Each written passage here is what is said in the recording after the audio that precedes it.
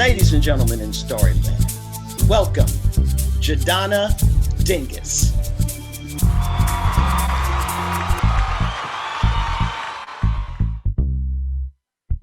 2 months ago, while I was sitting right here at my dining room table, right here where I'm sitting, my husband, well, he's my ex-husband, but I call him my husband, Daryl, went to take the trash out.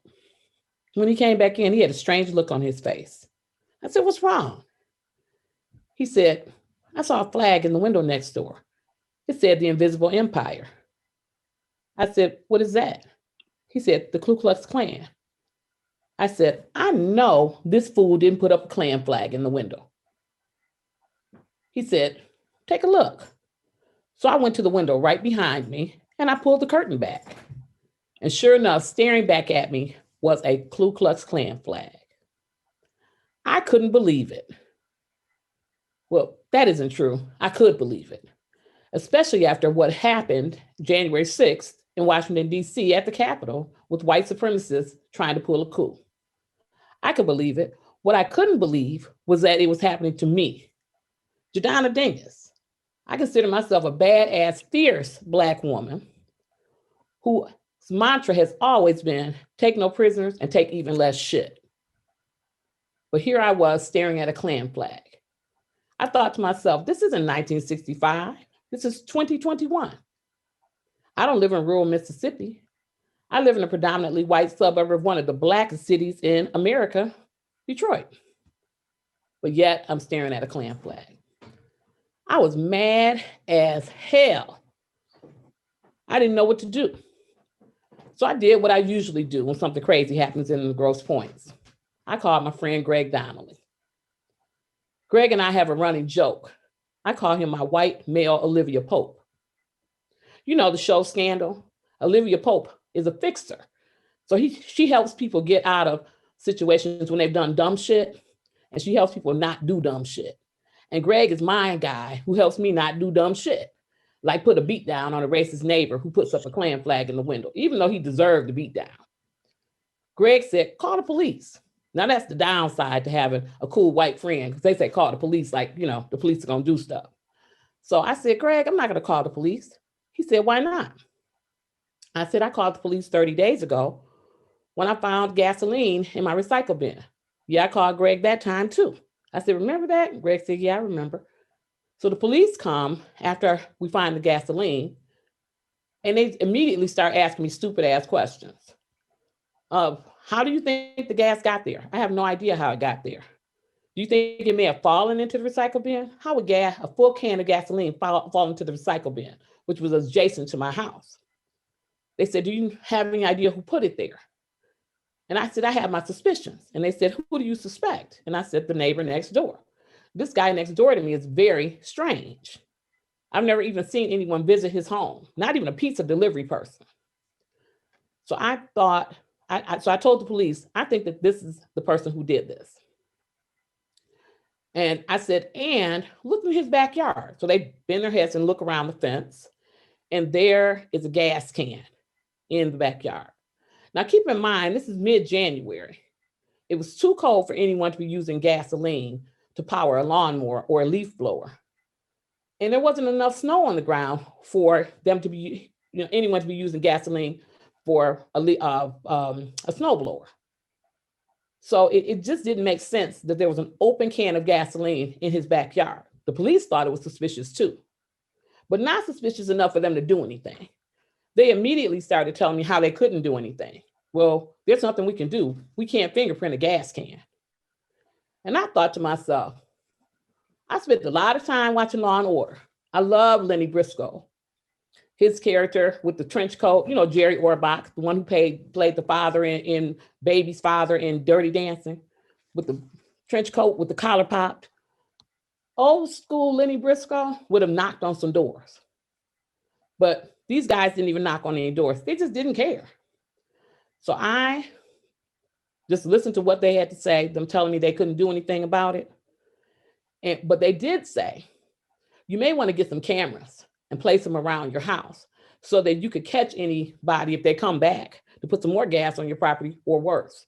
I thought that was a good idea. So I went that day and I bought some cameras. So Greg said, so you're not going to call the police. Why don't you call the FBI? I thought that was an excellent idea, but I thought that I'd start with the Attorney General's office. I think Danielle Nessel is a pretty badass woman. So I said, let me call the Attorney General's office. So I called. So that, I call them up. The person answers the phone. I say, hi, my name is Donna Dinges. I'm a Black woman. I live in Grosse Pointe Park, and my white neighbor put up a Klan flag in the window facing my home. The person on the other end says, what do you want me to do about it? It's his First Amendment right. What? Okay, so I hang up the phone. So now they've added insult to injury. So then I said, well, let me call the FBI. Surely they can do something. So I called the FBI. The FBI answers. The person was very professional, unlike the person at the Attorney General's office. And they were very compassionate. But they told me the same thing. His First Amendment rights, there's nothing that they can do. So I was super disappointed. But they did say, if there's an escalation, call us back. An escalation? So he has to do something to me for you to do something. Okay, got it. So I hang up the phone and I was just sitting there bewildered. Then I thought, you know what? I'm going to post this to social media. So Daryl had taken a picture of the flag and I posted the flag and the caption, look what my racist neighbor put up in the window. I posted that to Facebook. People went berserk. I mean, they just went crazy. My friend Rachel Lutz reached out and said, do you think it would be helpful to get the media involved? This flag has to come down. It's total bullshit that you should be looking at this. And I said, that would be helpful. So she contacted Mara McDonald from Channel 4. Mara McDonald reached out to me and I gave her the scoop. So she called the city, and the city, and went by the scoop, I mean, I told her, I gave her the rundown of what was going on.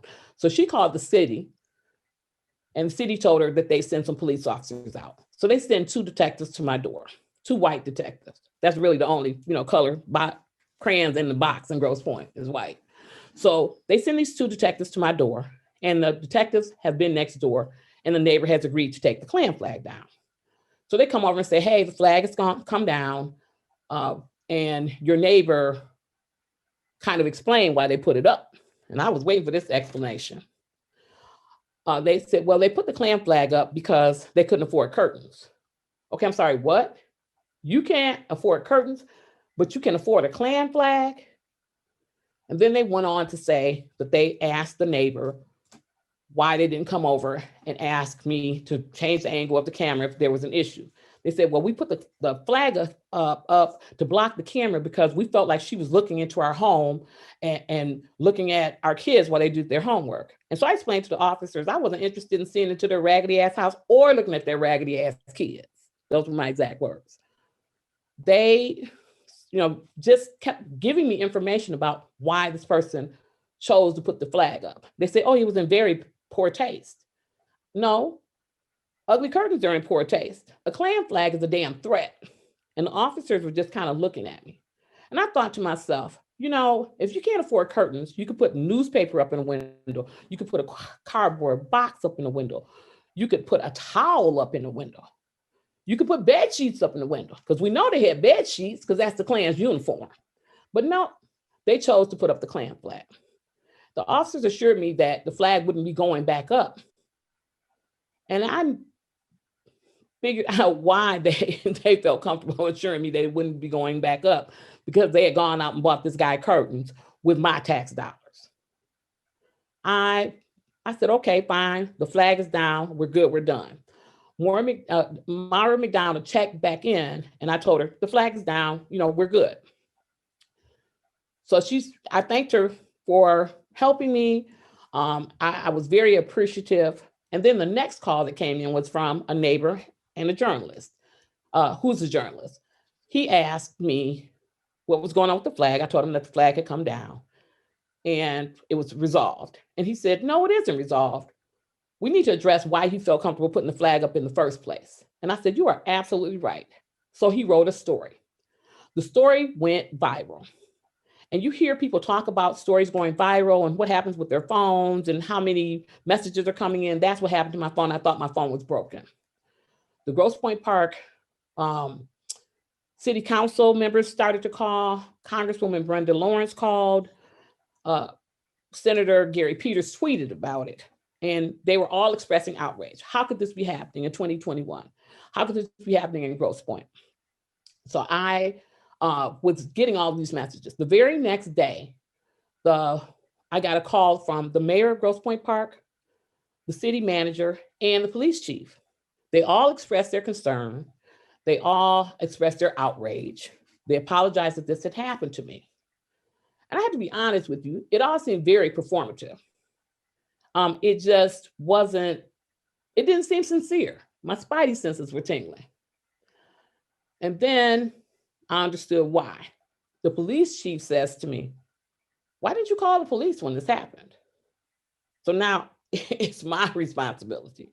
I said, "Sir, it's not my job to teach you how to do your job. I did call the police 30 days ago when gasoline was found on my property that I had not placed there. And your officers told me there was nothing that they could do. And now you're asking me why I didn't call the police. You need to figure out why I don't feel comfortable calling the police." And he said, "Well, if you weren't satisfied with how the police handled the situation with the gas, why didn't you file a complaint?" And I said, "File a complaint?" They weren't rude. They weren't unprofessional. They just didn't care. So do you have an apathy complaint department, sir? Because I don't know how you file a complaint about apathy. And he was silent. And the wheels started to turn in my head. Why did I not receive great service from the police department? Why didn't I feel comfortable calling the police? Why did they feel comfortable telling me there was nothing that they could do? Don't I deserve to be protected? Don't I deserve, isn't the motto to serve and protect? And isn't it for all residents, not just white residents, not just male residents, not just affluent residents? I wasn't surprised because Grosse Pointe Park, all the points, have a long and storied history of racism, discrimination, classism, prejudice. So I wasn't surprised. I was surprised by what happened next. I received a phone call from the police chief asking for me to come to a one-on-one meeting. Now, I didn't go to this one-on-one meeting so it could be one-on-one because I'm too smart for that. So I took two people with me. I took Greg Bowens, he's a journalist, and Todd Perkins, my attorney, with me. So I walked into the room, flanked on either side by two Black men. That was my secret weapon. They were very surprised. You could tell by the looks on their faces. So we sit down and they give me, the same spiel about how concerned they are and how sorry they were that this happened to me and so forth. And I let them talk. When it was my turn to speak, I tilted my head ever so slightly. And I said, "You think that this is something that it isn't? You think that I came here to sing Kumbaya with you? I know the words to Kumbaya, every single one of them, but I ain't gonna sing it because this was not that. I wanted to make it crystal clear to them that I was not for play. I was very much for real. I was not there to sing Kumbaya. I was not there to be placated or patted on the head. I wanted them to understand that they have an obligation and a duty to every citizen, to me, to my daughter, to every Black resident, to every resident who isn't affluent, to everybody, to treat them with respect and dignity, to take every concern seriously. The gasoline that was placed on my property was more serious than the Klan flag, even though both of them were very serious, but it was lost on everybody in that department why I would be concerned about those two things happening so close together. The fact that there are no Black police officers in that department, the fact that Grosse Pointe Park doesn't employ any Black people, it was lost on everybody. Not even a custodian, not an executive assistant. If they had at least one Black police officer, maybe they would have been able to explain to them the significance, the fear that I felt, the trauma that I felt, that any Black person would feel finding gasoline on their property and a Klan flag within 30 days of one another. It was shocking, but they just didn't get it. And I felt in that moment that the police chief was running interference for my neighbor, and my suspicions were confirmed when I saw a quote in the Grosse Pointe News from the police chief. And that quote said, "This guy probably got fed up and made a poor decision and put the flag up." Got fed up with what? He told the police we had never exchanged words, which is true. That he didn't have a problem with me. I call bullshit on that, because you can't say you don't have a problem with your Black neighbor and then you put up a Klan flag. But the fact that the police chief felt comfortable saying he probably got fed up, it's the same thing that a police official said about the incident that happened when a 21-year-old man murdered 6 Asian women in Georgia, that he was having a bad day. Dylan Roof goes and murders 9 people at Mother Emanuel Church, and he's rewarded with Burger King. My neighbor, my racist neighbor, puts up a Klan flag, and they reward him with curtains with my tax dollars. So I walked away from that experience with the police department feeling like, yeah, I kind of knew. Days later, there was a rally in support of my family and I. The rally cry was, "Hate has no home here." It was an amazing experience. 800 people that we did not know, many that we did not know, turned out, put their feet on the street, men, women, children, young, old, people from all over Metro Detroit came out. The calls, text messages, emails, messages on Facebook, it was beautiful. The outpouring of love and support was overwhelming. I get goosebumps just talking about it, just thinking about it. But I spoke at the rally, and part of what I said was, I told the story of one of my favorite movies, which is The Color Purple. There's a scene where Miss Sophia and Miss Seeley are together in the field, and Miss Sophia goes to confront Miss Seeley about telling Harpo, Miss Sophia's husband, to beat her. And Miss Sophia says, "I've had to fight all my life." That's the story of Black people in America. We have had to fight for 400 years. We fight for breath.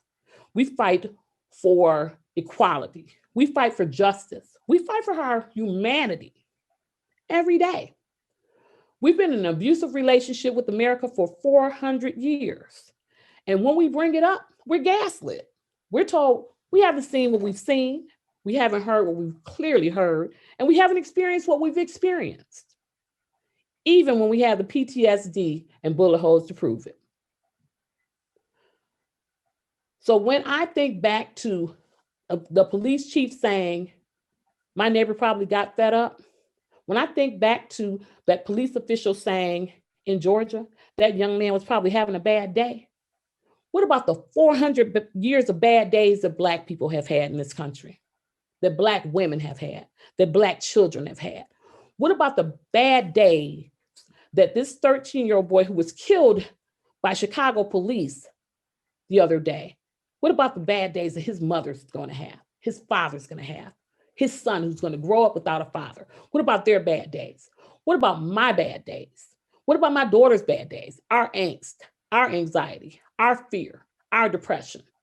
I'm still living next door to a racist man who felt comfortable putting up a Klan flag, and nobody in the police department gives a damn. What about that? They threw the baton to me. This happened to me for a reason.